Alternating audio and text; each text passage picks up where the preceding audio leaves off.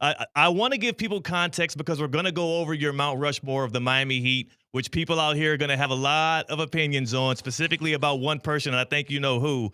Yeah. But I wanted to give people the criteria that you're working with here. So, as outlined in your book, it says it's based on historical relevance, Yep. competitive greatness, and overall contributions.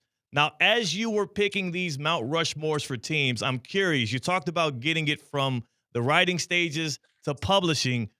Which person or which team's Mount Rushmore held you up the longest on actually getting it to the publishers? Because I have to assume it's really tough. Yeah, I mean, there were so many of them. For those who don't know what it is that Theo's talking about, the conceit of the book is this. First, we take every team in the four major sports, so from 1 to 124, and we rank them. And literally from the very best to the very worst. And you can debate those. You can see where your team falls, and you can see if you feel good about where we chose. All of this is using a ton of data and research by my outstanding researcher, who everyone calls Hembo. Then, for every team, from the best to the worst and everyone in between, we chose the Mount Rushmore of that franchise, the franchise faces, if you will. That's where the legends come in. And that is a little more of an art than it is a science, to your point. Like, you can't just say, well, this many championships and this good a winning percentage and this many times winning the division and all that stuff. Those are good ways to judge a team and a franchise. To judge individuals, there's a little more art to it. And what I would say, the first test of it is if you close your eyes and you say, who are the first four people you think of when you say the Miami Heat? Those people are probably the right answer. Now, every now and again, you let the data move you in a different direction. But for the most part, those are the right answer. So there were a lot of them that were really, for example, the New York Yankees. Ooh, that was The a New tough York one. Yankees, we left off the Yankees Mount Rushmore. Mariano Rivera, who was the only player ever to be unanimously voted into the Baseball Hall of Fame. We left off Yogi Berra, who won more World Series than any player who ever lived. We left off Derek Jeter, who was the face of baseball for 20 years. We left off George Steinbrenner, who's one of the most significant, influential, notorious, and important owners in the history of any major American sport. Those four would probably have been one of the most uh, formidable foursomes that any other franchise could have. But the Yankees had Babe Ruth and Lou Gehrig and Joe DiMaggio and Mickey Mantle, and that was pretty much that. So there were a lot of them that involved a lot of close calls. I'll be honest with you, I don't think the Heat were a particularly tough one. Tell me which one you think people are going to have the most quarrel with. Well, it's going to be LeBron James. And I'll give the full Miami Heat Mount Rushmore because the top three, I think, are obvious. Pat Riley, who is the architect of it all with Heat culture. You got Dwayne Wade, who is the greatest Miami Heat basketball player ever. He's got a statue outside the Kaseya Center. Alonzo Mourning, who, of course, got the championship in '06. He was there from the jump as well and did a lot of great things with Pat and those teams early on. Plus, he's a part of it in the front office going forward. But the fourth one is LeBron James. And though as a Heat fan myself, I'm appreciative of what he did over those 4 years. I understand how much he meant to building what that big three was and how they were dominant. But there's a lot of Heat fans who are still sour grapes about how they left. And I think that they would probably try to stick Haslem or Erik Spoelstra in there over LeBron James. Did that ever cross your Spoelstra, mind? yes, Spoelstra, not Haslem. I love Udonis Right, Haslem. He right. worked with us at ESPN. He's terrific. He did he go to NBC or Amazon? I forget where he went, but he's going to be great. He's a great analyst. He's a great guy. I consider him a friend, and I love him. Um, you cannot compare the impact that his tenure in Miami had to the NBA to what LeBron James' time in Miami. I know it was only 4 years. But we can take the accomplishments and then we can take the magnitude. The accomplishments speak for themselves. They won two championships. They were in the finals all 4 years. The magnitude, they were the Heatles, right? They were probably in their own way the most important basketball team of the modern era because they changed the way the sport is constituted by choosing to team up the way they did. LeBron and Chris and going down there to play with D Wade, like that changed the sport forever. The magnitude of what LeBron James' decision to go to South Beach was cannot be overstated. There's no way in the world. I understand how a fan of the Miami Heat might say, I don't want him representing my franchise. That's one thing. I totally respect that. But the idea that LeBron's tenure in Miami isn't one of the four most significant, then when people everywhere think of the Miami Heat, he isn't actually the first or at worst second name that comes to mind after Dwayne Wade.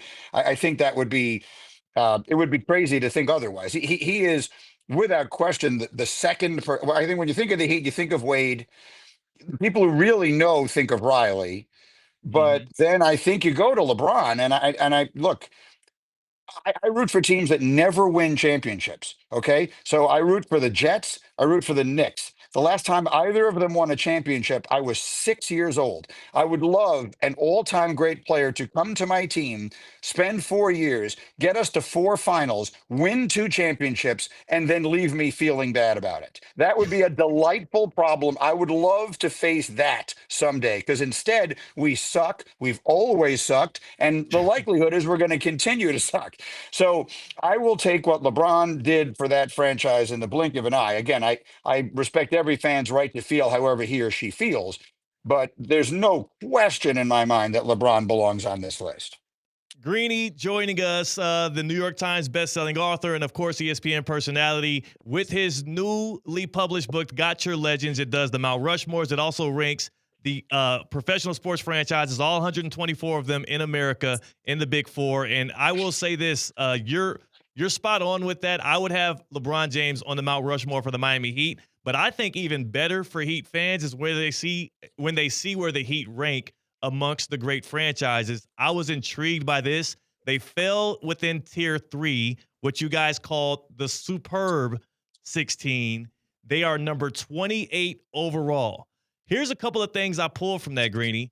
Yeah. Not only are they one of the top 5 NBA franchises, but the Miami Heat and the Tampa Bay Lightning are the only two franchises in the top 50 of your franchises that were ranked that were either founded in the 90s or the 80s. The Heat, of course, in 88. So them being that new of a franchise and them having that high of an impact, like, did that weigh in where you rank the Heat? Did it weigh against them or for them when you talk about where they fell there? It has to rank against any of the more recent, more modern, whatever the right term is for it, teams, because just having 100 year well, basketball doesn't have 100 going back, and some teams go like the Celtics go back to the 40s. The New York Knicks played in the first ever professional basketball game in this country. The Lakers, going back to their days in Minneapolis, these teams, these franchises have multiple decades of history to draw on before the Heat came along. So there's just, by definition, there's going to be more history, more opportunity for those franchises to have achieved great things. That said, the Heat, considering their relatively short tenure, are among the most successful franchises in the entire sport.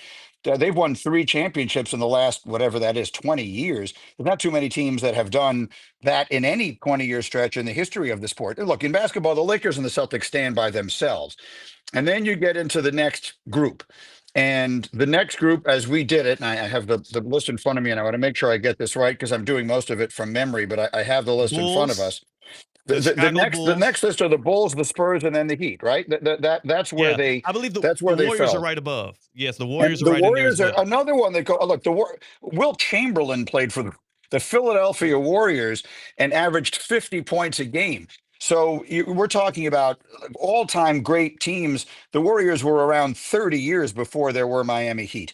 The Bulls had a period there that was just slightly longer than Miami's, of being ridiculously dominant and historically significant, with no controversy around its formation in the way you had with the Heat.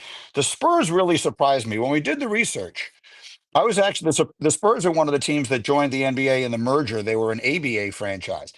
And when we did the research, I realized that the Spurs' all-time winning percentage is ridiculously high.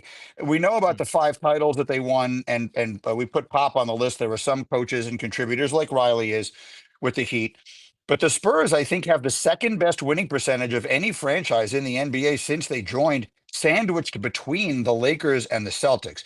So the Spurs checked in. They have one more title, two more titles than the Heat do. So they checked in ahead of them. So those are the only franchises that come ahead. And if you consider the fact that the New York Knicks were playing basketball 30 years before there were Miami Heat, and several others, I mean, other teams that go back much farther, it is somewhat remarkable how high the Heat rank, and it's a testament to how great a franchise Pat Riley built there. I am a huge fan of his. I think Riley is. I think he has had one of the, let's say at worst, 10 most significant careers in the history of professional basketball. Yeah. Maybe that's not even giving him enough credit when you consider what he built everywhere he went and what he did everywhere he went. And the Heat, I think, is his greatest accomplishment, because if you look at the Heat came into the league, I'm old enough to remember this. The Heat came into the league the same year as the Charlotte Hornets. And look at them. Look what their what life has been as a fan of the Charlotte Hornets Yeah. versus a fan of the Heat. So Pat Riley has built something extraordinary there, and so they richly deserve to be ranked as highly as they are. Now I didn't get down to the Hornets. Did Michael Jordan make their Mount Rushmore? Is he a Uh, part of? I got to go back and Probably look not. at it. Yeah, no, I don't Probably. think I got to go back and look. There's some of them that I have in my head, and then there are some of them that we did the Well, no. research on and went with it. Yeah, here they The are. Adam Yes, Morrison they thing. do. Oh, He did. whoa! Yes, the Wow. Charlotte Hornets are the second lowest ranked franchise, 123 on a list Yeah. of 124. And their Mount Rushmore is Muggsy Bogues, Del Curry, Michael, and Kemba Walker. So, and I think we gave Wow. it to Michael. I'm doing this from memory, but I think we gave it to Right. Michael because Yeah. I think the franchise would otherwise probably have moved. He might be the only reason that they remained in Charlotte. I'm doing that from Okay. memory, and we wrote this a year and a half ago. So those are the ones I didn't brush up on like crazy in advance of this media tour. I wasn't expecting a Yeah. lot of Charlotte Yeah. Hornets questions, I'm so just I thinking. commend you. I commend you for it. I like the way you're thinking. I was just curious because I think that there are some of them when you're also going and scraping the bottom of the barrel where you're just like, you know what, this person's very relevant and they're part of the franchise. So I appreciate you in an honest moment there digging it up, and he actually was on the Mount Rushmore as I LeBron was is just making a actually joke. one of the people, one of the cool, kind of the coolest lists. I have this here. I have it right over here. So bear with me. Is the list Yeah. of people who are on two lists, and I have it. Hembo put it together for me. So there are multiple people who are on the Mount Rushmore of more than one franchise, of two franchises.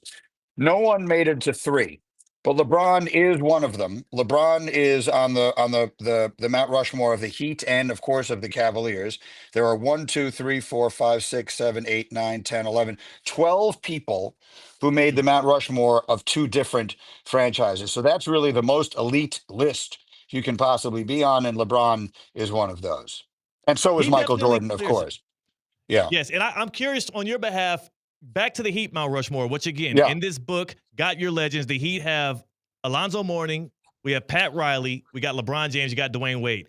Pat and Dwayne Wade are mainstays for sure, and I'm with you. LeBron James should be a lock on there because of what he did. Is there an argument that if you write this book 2 years later, we're talking Erik Spoelstra over Alonzo Mourning? We thought about it a lot, and one of the things that we wrote in the conclusion is that the book is meant to be a living document, which is to say, if we had written it 10 years ago, there would have been a lot of things different in it. And if we come back and update it 10 years from now, things will change because it is a constant evolution. I think when you consider and again, I'd be interested to hear your perspective and the perspective of the Heat fan base.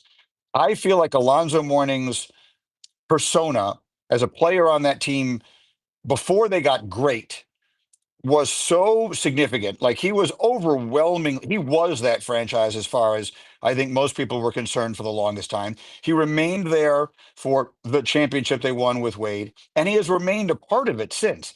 Like he is an ever present, he is obviously has a significant role within the organization, a significant connection to Riley, has been a part of what they've done, is still obviously omnipresent at all of their games and for all of their things. He feels like he is an intrinsic piece of the fabric of the franchise. Now, Spoelstra was a very tough one to leave out. And the one thing that I dislike about sports debate sometimes is that in order to make your case, it sometimes feels like you're obligated to make the case against someone else. I have no desire to do that in the case of Erik Spoelstra. If I was starting an NBA franchise right now, he's the person I would hire to coach it if you let me have absolutely everyone at my disposal.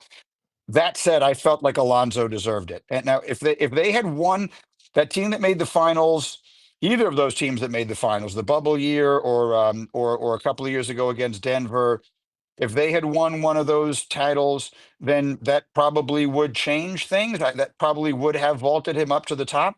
Um, That's one that I'm certainly willing to be debated on. Like if someone wants to make a strong case for me that Spoelstra deserved it ahead of Zoe, I would listen Yeah. to that. But I felt like Alonzo Mourning, because he remains such a visible and I think important feeling part of the organization. I think he deserved it.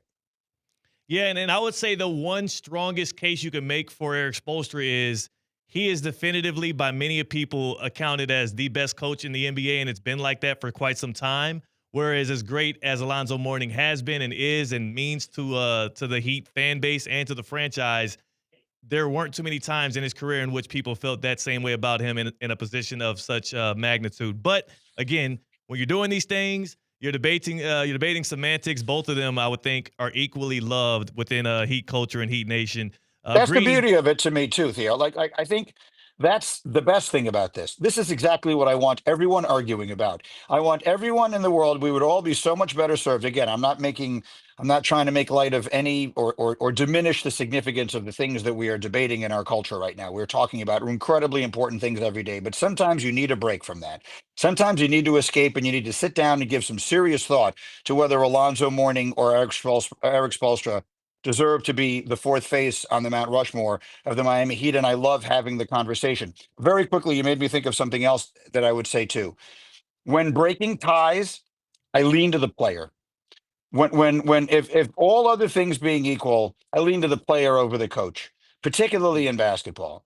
I'm not diminishing how important a coach is to basketball, and maybe Spolstra, as the continuation of Riley and as the continuation of Heat culture, maybe he is a little different from most NBA coaches, but generally speaking, I think the NBA is such a player driven league.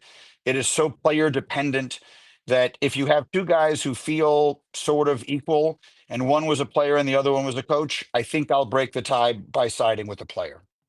right? And you know what? Here on Theoretically Speaking, we often diminish the impact and the meaning of head coaches, specifically in the NBA, just in juxtaposition with the other leagues. It seems to mean so much more, especially in the NFL, as we've been seeing. And speaking, Greeny, of the NFL, I know that that's not what your book